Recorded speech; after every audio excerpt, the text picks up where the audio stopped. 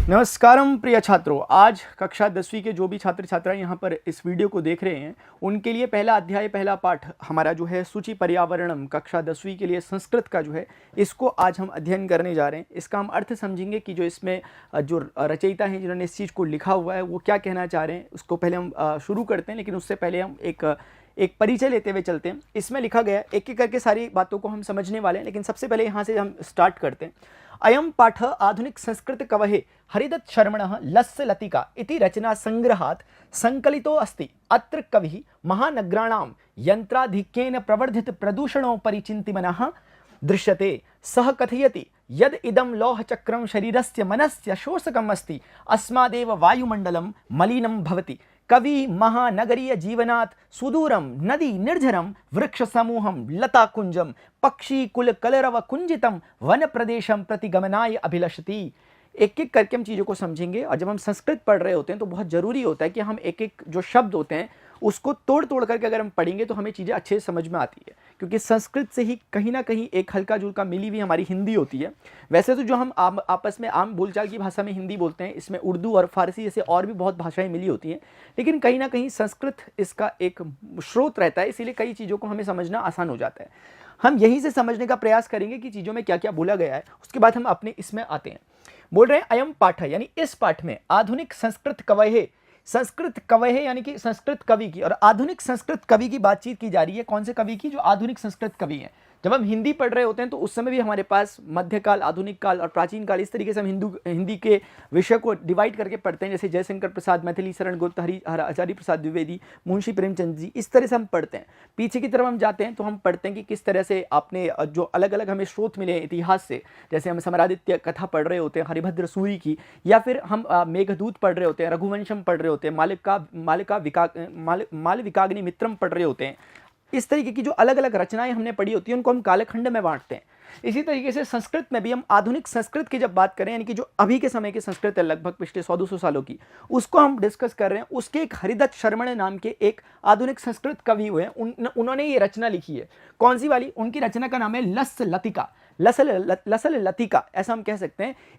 इति रचना संग्रहात संकलितो अस्ति, यानी कि इस रचना से इसको संकलित किया गया जो आपको नीचे पाठ दिया गया है। तो ये सिर्फ उन्होंने इतना लिखा ऐसा नहीं है, उन्होंने एक विस्तृत तरीके से लिखा। उसका एक पाठ यहां पर दिया गया है लस्य लतिका का। ये बोल रहे हैं अत्र कवि, यहां पर कवि महानगराणाम, नगर के बारे में, जो मेगा सिटीज होती हैं, जो मेट्रोपॉलिटन सिटीज होती हैं, महानगराणाम यंत्राधिक्येन यानी कि यंत्र की जहां अधिकता है, जो पूरा का पूरा मैकेनिकल जो चीजें चल रही है, पूरे उसमें गाड़ियां चल रही है, मोटर गाड़ियां चल रही है, पूरी चीजें मैकेनिकल हो चुकी हैं, प्रकृति जहां पर विलुप्त हो चुकी है लगभग, उस तरह की बात कर रहे हैं कि अत्र कवि महानगराणाम यंत्राधिक्येन प्रवर्धित प्रदूषणों पर, यानी कि कुल मिलाकर के हुआ कि जब यंत्र पूरा हावी हो गया हमारे समाज पर तो वहां पर प्रदूषण भी फैल गया। बहुत सारी गाड़ियां जाती है तो ध्वनि प्रदूषण होता है, उससे वायु प्रदूषण होता है, जल प्रदूषण होता है, तरह तरह के प्रदूषण देखने को मिलते हैं। उसी की वो बात करें कि अत्र कवि महानगराणाम यंत्राधिक्येन प्रवर्धित प्रदूषणों पर चिंतिमनः दृश्यते, यानी कि जो यहाँ पर कवि हैं, जो जिन्होंने लिखा हुआ है, जिनकी हम बात करें हरिदत्त शर्मा जी की, वो इस बात से चिंतित हैं। किस बात से चिंतित हमें दिखाई देते हैं? वो इस बात से चिंतित दिखाई देते हैं कि यंत्रों की अधिकता से जो प्रवर्धित हो चुका है प्रदूषण बहुत ज्यादा बढ़ चुका है, उस चिंता, उनकी चिंता यहां पर हमें दिखाई दे रही है उनकी इस कविता में जो हम नीचे पढ़ने वाले हैं। सह कथयति यद इदम लौह चक्रम शरीरस्य मनस्य शोषकम अस्ति, वो ऐसा कहते हैं, वो एक समरी दे रहे हैं आपको, यहाँ पर एक संक्षिप्त में एक समास है, यहाँ पर वो आपको एक विवरण दे रहे हैं इस बात का कि वो किस बात से परेशान है। वो इस बात से परेशान है, वो ऐसा कहते हैं कि यद इदम लौह चक्रम, यानी कि जो लौह चक्र है, लौह चक्र यहाँ पर प्रयोग किया गया। जैसे रेलगाड़ियां चलती हैं, गाड़ियां चलती है, जो भी हम अपने आसपास देखते हैं, उनके पहिए होते हैं, तो पहियों को लौह चक्र से संबोधित किया जा रहा है। तो यहाँ पर ये कहना चाह रहे हैं कि यद इदा लौ चक्रम शरीरस्य मनस्य शोषकम अस्ति, यानी कि शरीर के और मन के शोषक है, यानी कि शरीर और मन को पूरी तरीके से सोख देते हैं, इंसान को एकदम नीरस बना देते हैं। अस्मादेव वायुमंडलम मलिनम भवति, और इससे हमारा जो वायुमंडल है वो प्रदूषित हो रहा है, मलिन हो रहा है, ये बात कर रहे हैं। कवि महानगरीय जीवनात्, कवि महानगर के जीवन के बारे में जीवन से सुदूर नदी, यहां पे आप देख लेंगे महानगरीय जीवनाथ है, यहां पर आप मुझे बताइए कौन सी विभक्ति यहां पर लग रही है। कवि महानगरीय जीवनात् सुदूरम नदी निर्जनम वृक्ष समूहम लता कुंजम पक्षी कुल कलरव कुंजितम वन प्रदेशम प्रतिगमनाय अभिलषति। ये सब देख करके कि बहुत सारी गाड़ियां चल रही हैं, ये चल रहा है, पूरा मैकेनिकल हो चुकी हैं चीजें, इन सब से कवि बहुत चिंतित हो गए हैं और अब वो चाहते हैं कि मैं इन सब चीजों को छोड़ करके अपने जिसमें उसमें रह रहा हूं महानगर के जीवन को छोड़ करके मैं सुदूर किसी नदी निर्झर यानी कि निरंतर बहने वाली नदियों के पास, जहां बहुत सारे वृक्ष समूह हो, लता कुंजे हों, और इसी तरीके से पक्षी कुल कलरव, कलरव मतलब होता है जो पक्षियों का जो चहचहाट होती है उसे हम कलरव कहते हैं। तो पक्षी कुल कलरव कुंजितम वन प्रदेशम, ऐसा वन प्रदेश जहां पे पक्षियों के कुल यानी कि बहुत सारे पक्षी जहां पर कलरव कर रहे हैं, जहां पर उनकी चहचहाट सुनाई दे रही है, ऐसे वन प्रदेश में जाने की अभिलाषा व्यक्त कर रहे हैं कवि अपने जो हरिदत्त शर्मा जी हैं वो बोला गया। तो शायद आपको इसकी समरी समझ में आई होगी, इतनी सी है कि जो हमारे हरिदत्त शर्मा जी हैं बहुत परेशान है आजकल के इस आधुनिक समाज की इस बनावट से, उसमें खास तौर से प्रदूषण को लेकर चिंतित है। ये चाहते हैं कि जिस तरह से हमारे समाज में खासतौर से महानगर की बात कर रहे हैं, महानगर में बहुत सारी गाड़ियां चल रही हैं, वायु प्रदूषण, ध्वनि प्रदूषण, जल प्रदूषण जैसी अनेक समस्याएं हो रखी हैं, उससे ये बहुत ज्यादा मतलब दुखी हो चुके हैं और अब ये चाहते हैं कि ये सब छोड़ करके मैं अपने बहुत दूर वनों की तरफ चले जाऊं, ऐसी जगह पे चले जाऊं जहां पर मुझे लता कुंज मिले, पक्षी कुल का एक कलरव सुनाई दे मुझे, और मुझे बड़े बड़े वृक्ष हों, नदियां, निर्झर नदियां वहां पर बहती हों, ऐसी जगह पर जाना चाहते हैं। तो उम्मीद करता हूं कि आपको ये समझ में आ चुका होगा कि क्या इसका दृष्टिकोण है अपने कवि का, किस तरह से वो बात कर रहे हैं। अब उन चीजों को वो शब्दों में कैसे पिरो करके हमें बता रहे हैं कविता के रूप में, वो हम समझने की कोशिश करेंगे। चलिए शुरू करते हैं, यहां से शुरू करते हैं पहले वाले हमारे पास जो पैरा दिया गया उसमें से। इसमें बोला गया दुर्वह मत्र जीवितम जातम प्रकृतिरेव शरणम शुचि पर्यावरणम। शुचि का मतलब होता है शुद्ध, जैसे शुचिता एक शब्द होता है वो यहीं से बना हुआ है। शुचिता यानी शुचि मतलब होता है स्वच्छ, शुद्ध। तो शुचि पर्यावरणम जो चैप्टर का नाम, हमारे पाठ का जो नाम है, इसका मतलब है क्लीन एनवायरनमेंट, उसकी बातचीत की जा रही है।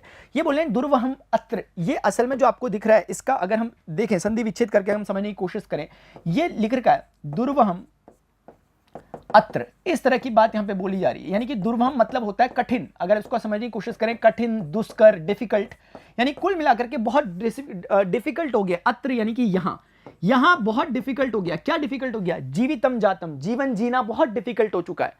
तो कह रहे हैं कि यहां जीवन जीना बहुत डिफिकल्ट हो चुका है। प्रकृति रेव शरणम, ये भी, इसको भी हमें देखना पड़ेगा संधि विच्छेद अगर हम इसका करेंगे कि किस चीज से मिलकर बना होगा, तो हम समझेंगे कि ये बोलना चाह रहा है प्रकृति ही प्लस एव, यानी कि कहने का मतलब है प्रकृति धन एव, यानी कि सिर्फ प्रकृति ही एकमात्र शरण है। यानी ये कहना चाह रहे हैं इस पहली पंक्ति में कि यहां जीवन जीना बहुत मुश्किल हो चुका है, अब प्रकृति ही सिर्फ एकमात्र शरण है, यानी प्रकृति की शरण में अगर हम जाएं तो ही हमारा जीवन बच सकता है। फिर अगली बात में लिखते हैं शुचि पर्यावरणम, यानी कि स्वच्छ पर्यावरण। ये उनका बार बार ये ऐसा कहते रहेंगे क्योंकि ये अपनी बात को बार बार अपील कर रहे हैं हमसे कि शुचि पर्यावरण यानी पर्यावरण का शुद्ध होना जरूरी है। अगली पंक्ति में हम आते हैं, मैं एक साथ इसको समराइज भी कर दूंगा, लेकिन उससे पहले एक एक पंक्ति को समझ रहे हैं, एक एक शब्द को तोड़ करके। अगली बात बोली गई है महानगर मध्य, महानगर के मध्य में चलद निशम, चलद निशम। अब ये जो बात बोली गई है, एक चीज होती है इसका नाम है अनिशम, इन्हें आप हो सके तो नोट करना, पीछे पे आपको शब्दार्थ दिए गए लेकिन डायरेक्ट आपको समझ नहीं आएंगे, इसलिए मैं तोड़ तोड़ के समझा रहा हूं। अनिशम को अगर हम देखें तो ये मिलकर बना है अहर्निशम से, अहर्निशम से मिलकर के बना हुआ ये शब्द अहर्निशम से, और इसका मतलब होगा निशम मतलब रात होता है, अहर्निशम मतलब दिन रात, तो इसका कुल मिलाकर के मतलब होगा दिन और रात। आपने सुना होगा किसी का नाम निशा होता है तो वो रात से संबंधित है, तो दिन और रात, तो इस तरीके से हमें समझ में आया अनिशम का मतलब दिन रात है। लेकिन यहां पे लिखा है चलद निशम, यानी कि इस चीज को जोड़ा गया है चलत के साथ, यानी कि अगर मैं बोलूं कि अनिशम, अनिशम प्लस चलत, धन चलत, अगर मैं ऐसा लिखता हूं तो यही चीज को उन्होंने लिखा हुआ है चलद निशम, इसी चीज को उन्होंने लिखा हुआ है चलद निशम, यानी कि चलते रहते हैं दिन रात। अब आपको शायद थोड़ा सा समझ में आ रहा होगा चलद निशम, आई एम सॉरी, यहां पर ये जो चीज लिखी गई है चलद निशम, चलद निशम, तो चलद निशम हमें समझ में आ रहा है किस चीज का वो है, ये इस चीज को तोड़ के जोड़ के बना है अनिशम प्लस चलत। अनिशम मतलब दिन रात चलते रहते हैं। अब आगे बढ़ते हैं, महानगर मध्य, महानगर के मध्य में दिन रात चलते रहते हैं। कौन चलते रहते हैं? साथ में बताना है कालायश चक्रम, यानी कि काल के चक्र में, यानी कि समय के चक्र में, जैसे हम घड़ी को एक बार के लिए समझ लें तो घड़ी के इस चक्र में दिन रात चलते रहते हैं, यानी कि सुबह से लेकर रात तक 24/7 टाइप की बात कर रहे हैं। महानगर मध्य चलद निशम कालायश चक्रम, यानी काल के चक्र में दिन रात चलते रहते हैं। मनः शोषयता, ऊपर भी अभी परिचय में भी बताया गया था, मनः शोषयता, यानी कि मन को सोखते हैं, तनु पेशयद, यानी कि तन को पीसते हैं, यानी शरीर को पीसते हैं, मन को सोखते हैं। भ्रमति सदा वक्रम, और सदा वक्र तरीके से, टेढ़े मेढ़े तरीके से घूमते रहते हैं। वक्रम मतलब होता है टेढ़ा मेढ़ा। आपने शायद अष्टावक्र जी का नाम सुना होगा, तो क्योंकि वो 8 तरह से उनकी जो काया थी वो टेढ़ी मेढ़ी थी, इसके कारण उन्हें अष्टावक्र कहा जाता था। तो इसीलिए बोला गया मनः शोषयत तनु पेशयद भ्रमति सदा वक्रम, यानी कि मन को सोखता है, तन को पीसता है और सदा ही भ्रमण करता है, यानी कि सदा ही घूमता रहता है टेढ़ा मेढ़ा। अब ये बात किसकी चल रही है आप समझ रहे होंगे। तो फिर उसके बाद अगली लाइन पढ़ता हूं, दुर्दांते दशनेर मुना शाने व जन ग्रसनम, यानी कि इसको अगर हम तोड़ के समझने की कोशिश करें तो ये कहना चाह रहे हैं दुर्दांतई दशनई, इसको मैं ऐड करके समझाता हूं इसे, दुर्दांतई दशनेर मुना, ठीक है, अमुना।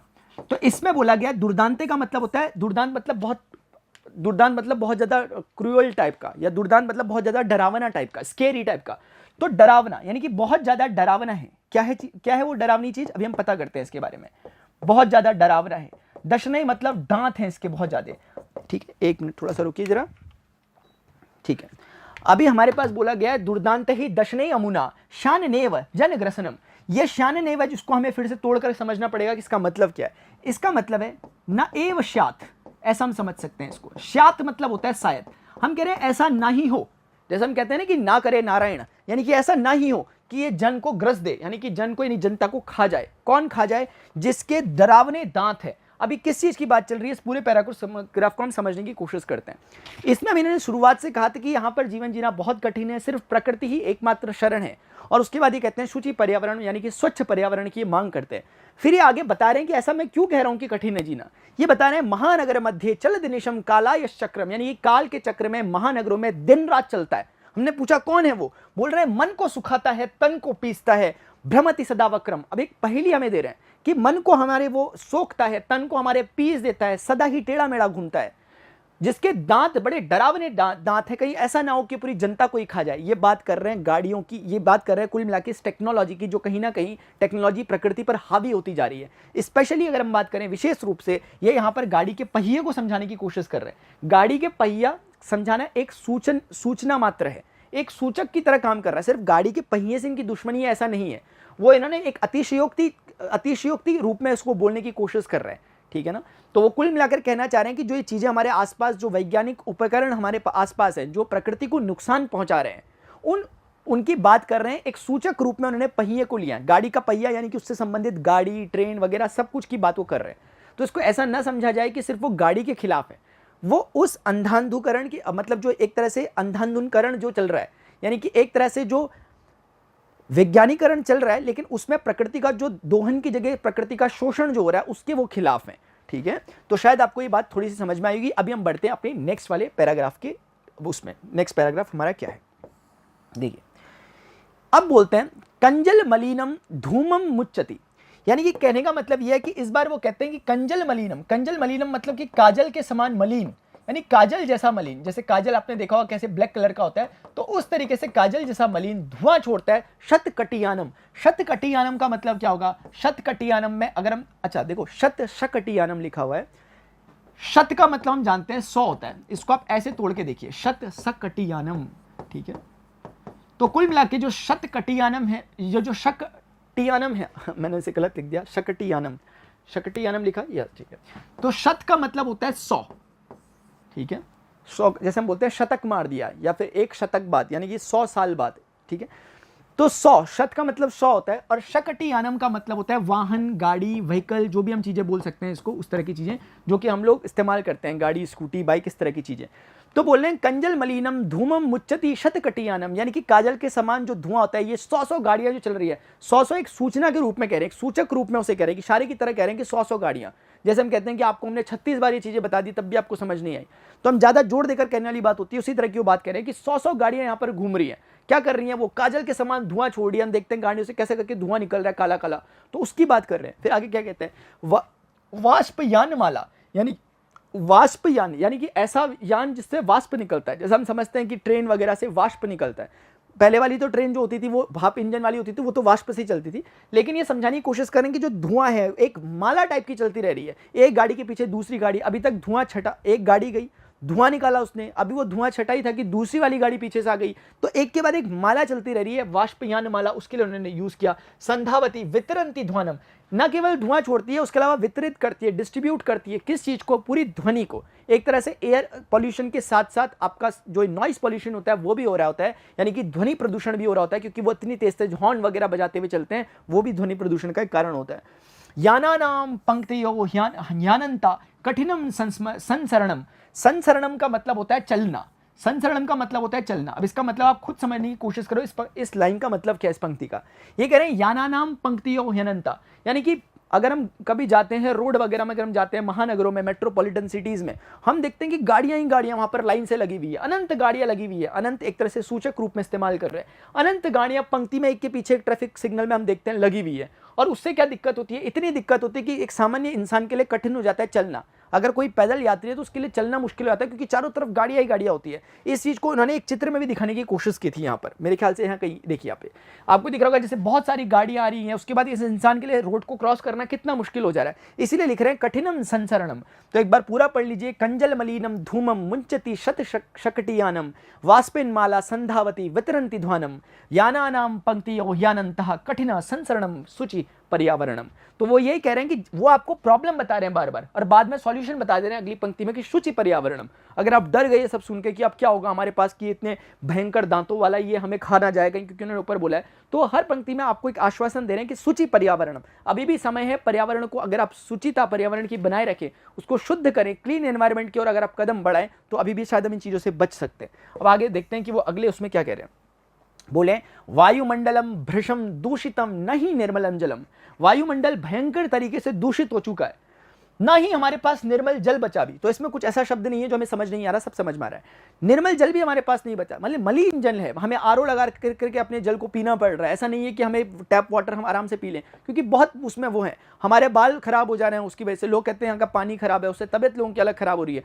बोले कि निर्मल जल भी उपलब्ध नहीं है, वायुमंडल भृशम दूषितम, वायुमंडल भयंकर तरीके से दूषित हो चुका है। कुत्सित, अब देखिए यहां पर तोड़ तोड़ के पढ़ना अगर आपको बड़ा वर्ड दिखता है, कुत्सित वस्तु मिश्रितम, तो आपको समझ में आ रहा होगा, ये कह रहे हैं कि बहुत सारी जो वस्तु हैं वो तो मिश्रित हैं, यानी कि मिलावट हो चुकी है वस्तु में। हम क्या पढ़ते हैं, कोई दिवाली का त्यौहार आता है या फिर कोई होली का त्यौहार आता है, हम पढ़ते हैं कि आज मिठाई की दुकान में ये पाया गया, वो पाया गया, मसालों की बात कर रहे होते हैं, तेल की या कुछ भी चीज़ों की हम बात कर रहे होते हैं, खाने पीने के जो आइटम होते हैं सब में मिलावटें होती है। अखबार में हम रोज पढ़ते हैं कि आज ये पकड़ा गया, मिलावटी ये बन रहा था, वो पकड़ा गया, और ये सब चीज़ें हम खा रहे हैं। तो उसी चीज़ को यहाँ पर बोल रहे हैं कि कुत्सित वस्तु मिश्रितम भक्ष्यम, यानी कि हम लोग क्या खा रहे हैं, हम मिलावटी चीजों को खा रहे हैं। समलम धरातलम, कह रहे हैं कि जो पूरी धरातल है वो समलम हो चुकी है, यानी कि इसका मतलब है समलम, यानी कि मल युक्त हो चुकी है। मल मतलब होता है बेसिकली, इसका मतलब है गंदी हो चुकी है, पूरी तरीके से मलिन हो चुकी है, ठीक है। तो पूरी तरीके से बेकार हो चुकी है जो हमारी धरातल है, उसमें पूरी तरीके से एक तरह से ऐसी मिलावटी चीजें फैलने से वो समलम हो चुकी है, यानी कि मलिन हो चुकी है। बस यही कहना चाह रहे हैं। करणीयम बहिरंतर जगति, अब अगली पंक्ति में वो उसका सॉल्यूशन बताने की कोशिश करें, क्या करें। करणीयम बहिरंतर जगति, अब ये सुनने में बड़ा बड़ा लग रहा होगा, लेकिन ये कुछ और नहीं बल्कि ये इस चीज का रूपांतरण है। यानी आप इसको ऐसे समझ सकते हो, आप इसे ऐसे समझ सकते हो कि बहिर प्लस अंतर जगति, ऐसे आप इसे समझ सकते हो तोड़ के।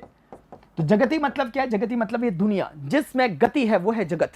तो यहां पर ये कहना चाह रहे हैं करणीयम बहिरंतर जगति तो बहिशुद्धिकरणम, बहुत जरूरत है क्या करने की, बाहर और अंदर शुद्धिकरण की, बहुत सारे शुद्धिकरण की बहुत जरूरत है, बाहर भी और अंदर भी। हमें अपने अंदर भी, एक इन्होंने पंक्ति में ये भी कह दिया कि आप सिर्फ बाहर बाहर मत देखो, अंतर शुद्धिकरण की भी बात है। क्यों बोला इन्होंने ऐसा, वो बोल रहे हैं कि हम देख तो रहे हैं कि चारों तरफ इतना पॉल्यूशन हो रहा है, इतना धुआं प्रदूषण, लेकिन कर कौन रहा है, हम ही तो कर रहे हैं।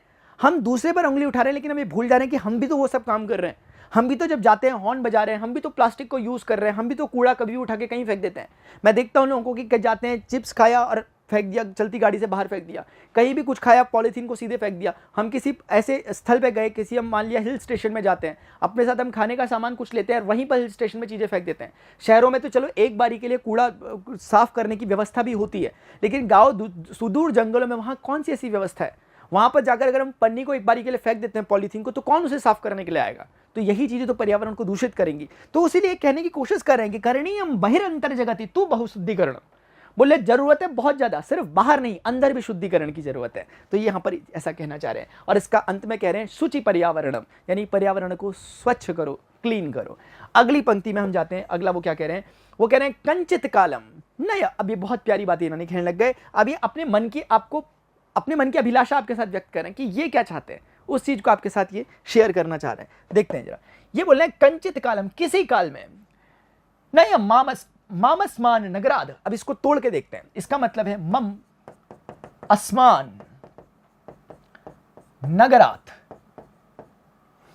मम अस्मान नगरात बहुदूरम, वाह, अस्माम नगराम नगरात बहुदूरम। ये कह रहे हैं कि किसी काल में मैं अपने नगर से बहुत दूर चले जाऊं।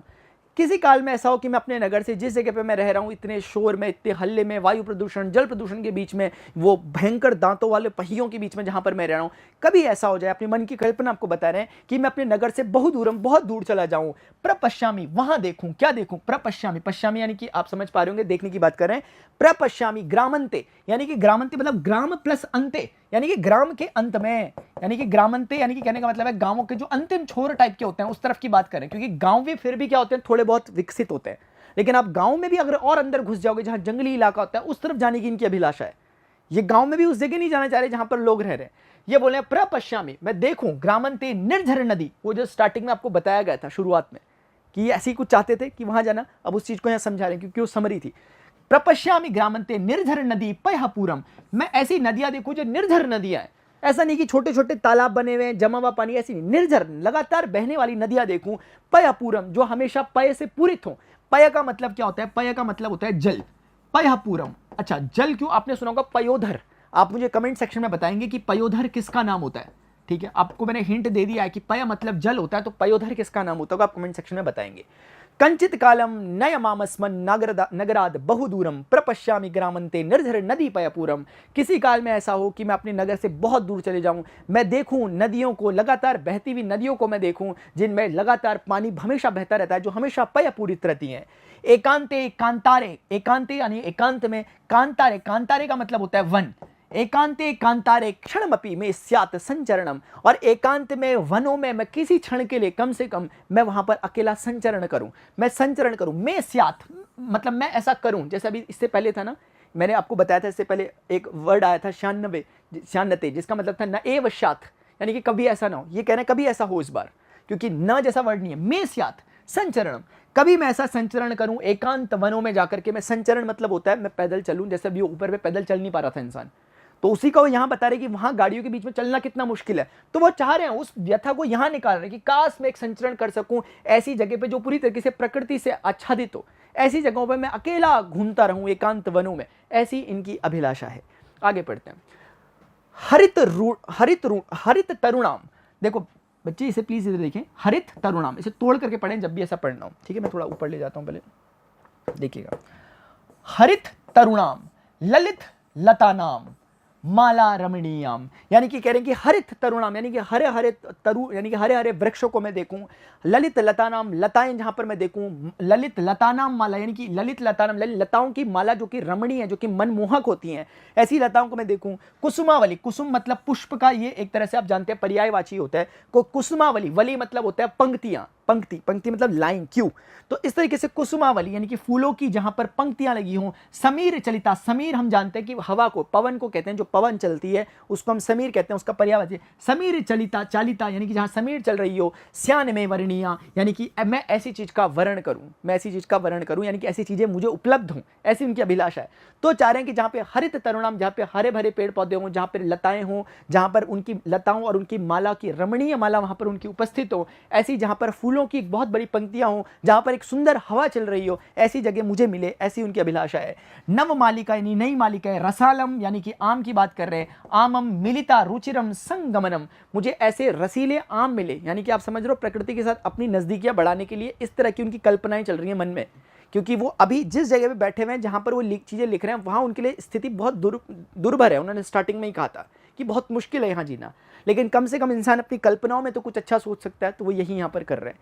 वो अपनी कल्पनाओं में सोचने की, मैं ऐसे जंगल पे पहुंच गया जहाँ पे लताएं हैं, बहुत अनंत अनंत लताएं जहाँ पर है, जहाँ पर हरे भरे पेड़ पौधे हैं, जहाँ पर समीर पवन चल रही है, जहाँ पर नदियाँ हैं, निर्झर नदियाँ बह रही है जिनमें हमेशा पानी रहता है, जहाँ पर मैं रसीले आमों को ले रहा हूँ, कम से कम ऐसा हो, अपनी कल्पनाओं में वो सोच रहे हैं। उसके बाद हम आगे बढ़ के देखते हैं क्या बोला उन्होंने अगले उसमें। अब वो आपसे भी बोल रहे हैं, अभी तक तो सिर्फ अपने अपने में बोल रहे थे, अब वो आपसे भी बोल रहे हैं। क्या बोल रहे हैं आपसे? बोल रहे हैं आई चल बंधो, ए बंधु चलो, हे दोस्त चलो। कहाँ चलो? आई चल बंधु खग कुल कलरव गुंजित वन देशम। इतना लंबा से शब्द में लिख रहा होगा, हमें लग रहा होगा क्या लिखा हुआ है, लेकिन अगर आप ध्यान से देखिए लिखा हुआ खग कुल कलरव गुंजित वन देशम, 4 शब्दों का मिक्सचर है ये। खग कुल, खग मतलब होता है पक्षी, यानी पक्षियों के कुल का कलरव जहां गुंजित होता है, ऐसे वन प्रदेश में चलो जहां पे हम सुबह उठते हैं। अगर आप सौभाग्यशाली हैं तो आप ऐसी जगह पे रहते होंगे कि आप सुबह उठते होंगे तो आपको चिड़ियों की चहचहाहट आती होगी। जो लोग महानगरों में रह रहे हैं जहां आसपास पूरे कंक्रीट की अट्टालिकाएं बनी हुई है, उन लोगों को इस बारे में किसी भी तरह से नहीं पता कि कैसे सुबह उठने में, अगर हम 6-7 बजे अगर मॉर्निंग में जब उठते हैं, जब सूर्योदय हो रहा होता है, पक्षियों का कितना बढ़िया सा कलरव हमें सुनाई देता है। ये इतने ज्यादा सौभाग्यशाली नहीं है कि ये सब कुछ सुन सके, इसलिए आपसे कह रहे हैं कि आए चल बंधु, हे बंधु चलो। कहां चलो? खग कुल कलरव गुंजित वन देशम, ऐसे वन देश में जहां पर खग कुल यानी कि पक्षियों के कुल का कलरव गुंजित हो रहा है, पूरा चहचहाट उनकी फैली हुई है, पुर कलरव। अब क्या बता रहे हैं कि चलो, क्यों चलो?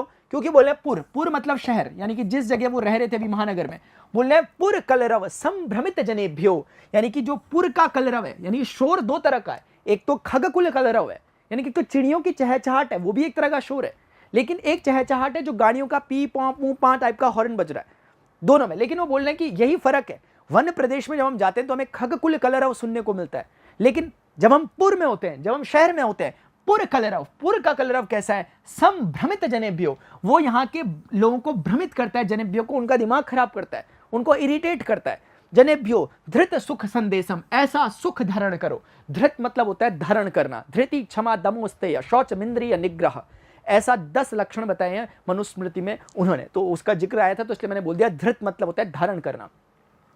तब समझ गए होंगे ये अपने दोस्त को, यानी कि हम सबको कह रहे हैं कि आई चल बंधु चलो खग कुल वन प्रदेश में, जहां पर आपके जो खग कुल कलरव है वो गुंजित है। क्यों चलो? क्योंकि वो बोल रहे हैं कि जो पुर का यानी कि जो शहर का कलरव है वो हमारी मति को भ्रमित कर रहा है, इसीलिए हमें इस तरह का सुख संदेश धारण करने के लिए आपको कह रहे हैं कि हमें यहां कहीं चलना चाहिए।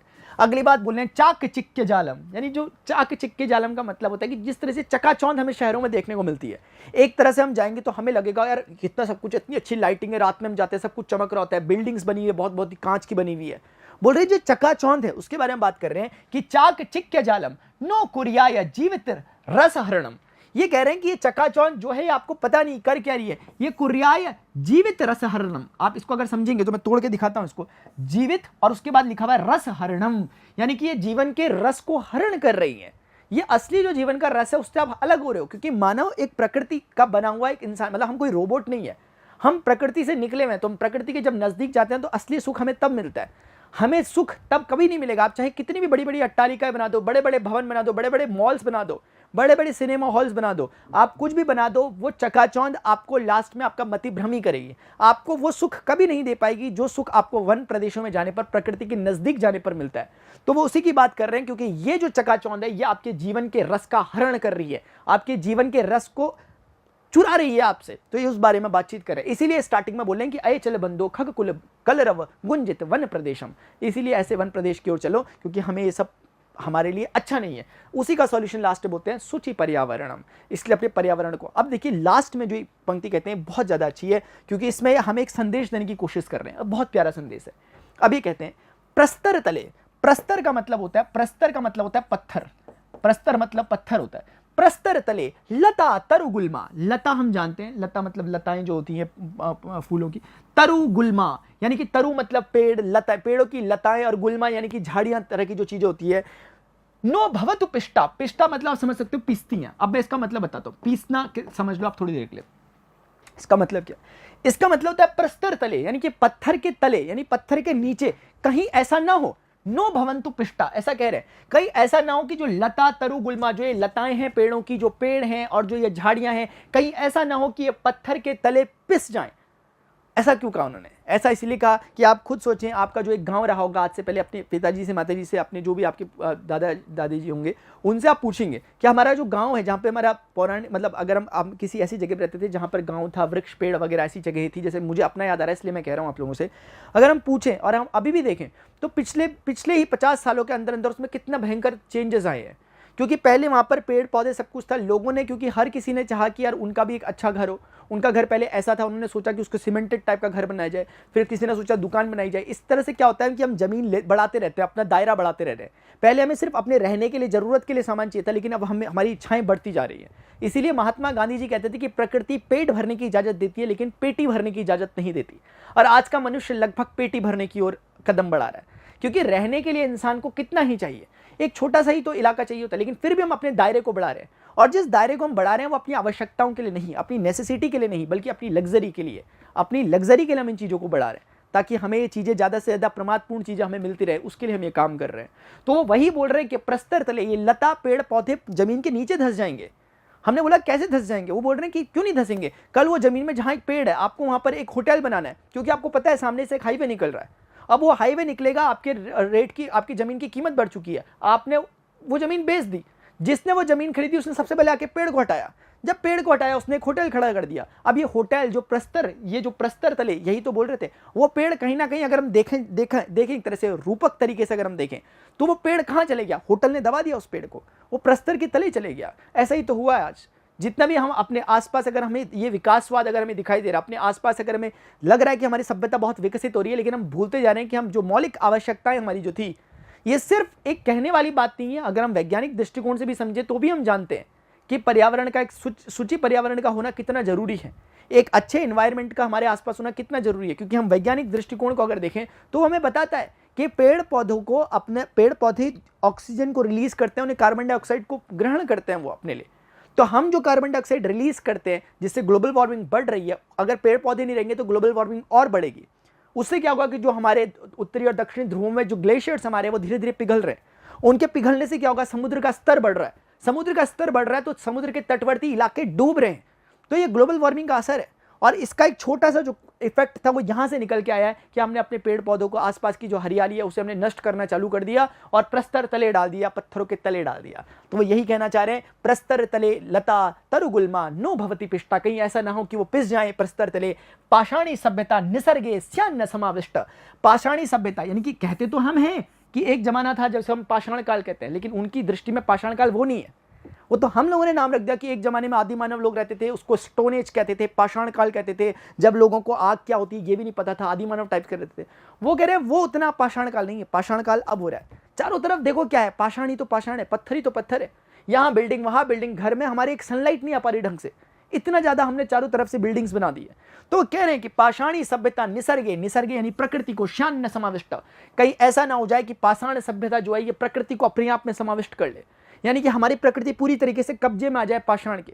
यानी कि अभी एक जमाना था जब हमारी पृथ्वी हरी हुआ करती थी, हमारी पृथ्वी में पेड़ पौधे सब हुआ करते थे, लेकिन अब वो दायरा धीरे धीरे कम होता जा रहा है और पत्थर और सीमेंट और कंक्रीट इसे घेरता जा रहा है। तो यही कहना चाह रहे हैं कि कहीं ऐसा ना हो कि पाषाणी सभ्यता निसर्गे स्यान्न समाविष्ट, यानी पाषाणी सभ्यता कहीं हमारी प्रकृति को अपने आप में समाविष्ट न कर ले। मानवाय जीवनम कामये, अपनी बात कह रहे हैं, अंतिम बात जो वो कहना चाहते थे वो कह रहे हैं, मानवाय जीवनम कामये, मैं मानव के जीवन की कामना करता हूं। ये कह रहे हैं अपने जो लेखक है, जो अपने कवि हैं, मानवाय जीवनम कामये, मैं मानव के जीवन की कामना करता हूं। नो जीवन मरणम, नो जीवन मरणम, मैं ऐसे जीवन की कामना नहीं करता जो मरा हुआ है, यानी कि ऐसा नहीं कि जिसमें जीवन तो है लेकिन वो अमृत प्राय है, यानी कि सिर्फ जीवन कहने के लिए है लेकिन जीवंतता नहीं है, ऐसे जीवन की मैं बात नहीं करता। ऐसा कह रहे हैं कवि। वो कह रहे हैं मैं भी चाहता हूं कि जीवन में कामना हो, मुझे ऐसा मत समझ बैठना कि आप में निगेटिविटी फैला रहा हूं। बोल रहे हैं मैं वो बोल रहा हूं जो हो रहा है, और ये बोलना पड़ेगा। कामना मेरी भी है कि आप लोग भी अच्छे तरीके से रहें, आपका भी जीवन अच्छा हो, ऐसी कामना मेरी भी है, लेकिन मैं ऐसे जीवन के खिलाफ हूं जो मृत प्राय हो, जिसमें जीवंतता ना हो, जो सिर्फ इस तरीके से जो प्रकृति से विलगित हो चुका जीवन है, मैं ऐसे जीवन की कामना नहीं करता। ऐसे हमारे कवि कह रहे होते हैं हमें। तो ये बात इसमें उन्होंने हमें बताई गई है। ठीक है, अगर आपको अब कोई भी शब्द अर्थ देखने को, मुझे नहीं लगता कि कोई शब्द मैंने छोड़ा नहीं, इसलिए मुझे अलग से इसमें आने की जरूरत नहीं है। अदरवाइज आपकी बुक में आपको दिखेगा कि सारे शब्दों के अर्थ दिए गए हैं, क्योंकि मैंने शब्दार्थ साथ साथ बता दी, तो मुझे नहीं लगता कि मुझे अलग से इसे कुछ बताना चाहिए। फिर भी आपकी किताब अगर आप निकालेंगे, आपकी जो पुस्तक है उसमें अगर आप देखेंगे तो आपको एक एक चीज़ों का शब्द समझ में आएगा, और ज़्यादा बेहतर तभी रहता है कि जब हम हाथों हाथ समझ ले चीज़ों को। सिर्फ एक दो बार आप रिवाइज करना, जिस तरीके से मैं बीच बीच में लिख रहा था ऐसे करके अगर आप रिवाइज करते हो तो आपका ये पूरा चैप्टर कंप्लीट हो जाएगा। फिर इस पार्ट से कुछ भी चीज़ें आपसे पूछी जाएंगी और निश्चित ही आप उसका उत्तर देने में सक्षम अपने आप को पाएंगे। तो इस तरीके से इसको सिर्फ एक कविता, इसको सिर्फ एक इस तरीके से कि इसमें हमें कुछ ऐसी चीज़ बोली गई है हरिदत्त शर्मा जी के द्वारा जो कि हमारे मार्क्स लाने के लिए ज़रूरी है, ऐसा नहीं है। ये एक विचारणीय बिंदु है। इस चीज़ों को न केवल आप खुद पढ़ें, आत्मसात करने की भी कोशिश करें कि कम से कम अपना जन्मदिवस जब हमारा होता है, जब हमारा बर्थडे होता है, उस दिन कम से कम एक छोटा सा पौधा, जितना भी हमारे पास स्पेस है वो लगाएं। कम से कम अपने घर में, अगर हमारे घर में बहुत ज़्यादा जगह नहीं है तो कम से कम गमले में ही हम पौधे लगाएं। कुछ तो हम अपने हिसाब से प्रयास करें। हम कोशिश करें लोगों में अवेयरनेस यानी जागरूकता फैलाने की कोशिश करें। अपने घर परिवार में अपने बड़ों को एक बार इस कविता को पढ़ें जैसे मैंने पढ़ा, और वैसे ही उन्हें अर्थ समझाते हुए चले, ठीक है, क्योंकि बहुत ज़रूरी है। और हम सभी की जो पहली माँ है वो हमारी प्रकृति माँ है, तो इसीलिए उस प्रकृति यानी कि प्री क्रिएशन, प्रकृति यानी जो पहले से क्रिएटेड है, उस प्रकृति को कहीं ना कहीं हम डिस्टॉर्ट कर रहे हैं, उस प्रकृति को कहीं ना कहीं हम नष्ट करते जा रहे हैं अपनी आवश्यकताओं के लिए, और बहुत तुच्छ और निम्न सी आवश्यकताओं के लिए। लेकिन ये कलेक्टिव तरीके से काम हो रहा है, यानी कि ये एक इंसान ऐसा नहीं कर रहा, सब लोग ऐसा कर रहे हैं। एक अंधाधुंधकरण चल रहा है यहाँ पर, यानी कि एक के पीछे एक जो भेड़चाल होती है वो चल रही है। हमें आज सब कुछ चाहिए, हमें चाहिए कि ये भी अच्छा, ये भी अच्छा, और स्थिति आज इस तरह की आ चुकी है। आप देख रहे होंगे कि महानगरों में किस तरह की स्थिति देखने को मिल रही है। वहाँ पर मौसम ऐसा हो जाता है कि लोगों को मास्क लगाना पड़ रहा है, कि वो सांस लेने लायक वहाँ पर नहीं बची। जो वहाँ का जो एयर क्वालिटी इंडेक्स होता है वो बता रहा है कि एयर वहाँ की रहने लायक ही नहीं बची।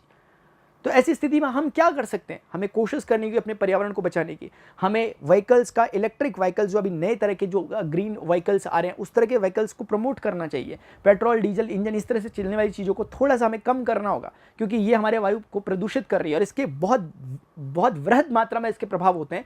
वो एक दूसरा विषय होगा, उसको हम किसी दिन और डिस्कस करेंगे। लेकिन आप इतने समझदार जरूर हैं कि आप जानते हो कि ये किस तरीके से हमारे एटमॉस्फेयर को, हमारे वातावरण को धूमिल करता जा रहा है। इसीलिए हम लिखेंगे कमेंट सेक्शन में, अगर आपको लगा कि ये चीज़ें सिर्फ हमारे अध्याय से रिलेटेड नहीं है, सिर्फ हमारे परीक्षा में आ जाए और हमारे नंबर मिल जाए, सिर्फ उससे संबंधित नहीं है, और अगर आप दिल से चाहते हैं कि शुचि पर्यावरणम, तो ज़रूर नीचे कमेंट सेक्शन में आपको लिखना चाहिए शुचि पर्यावरणम। अभी के लिए मित्रों इतना ही, मिलता हूँ आपको। अगर आपको लगता है इसके प्रश्नोत्तर हमने करने चाहिए तो आप बता सकते हैं, उसे हम कर लेंगे। मैं समझता हूँ कि चीज़ों का अर्थ जान लेना ही अपने आप में पूर्ण हो जाता है, क्योंकि उसके बाद कोई भी तरह का प्रश्न इससे बनता है तो आप उसका उत्तर देने में अपने आप को सक्षम महसूस करेंगे। अभी के लिए इतना ही, मिलते हैं अपने नेक्स्ट सेशन में। Till then good bye, see you, take care, जय हिंद, बाय बाय।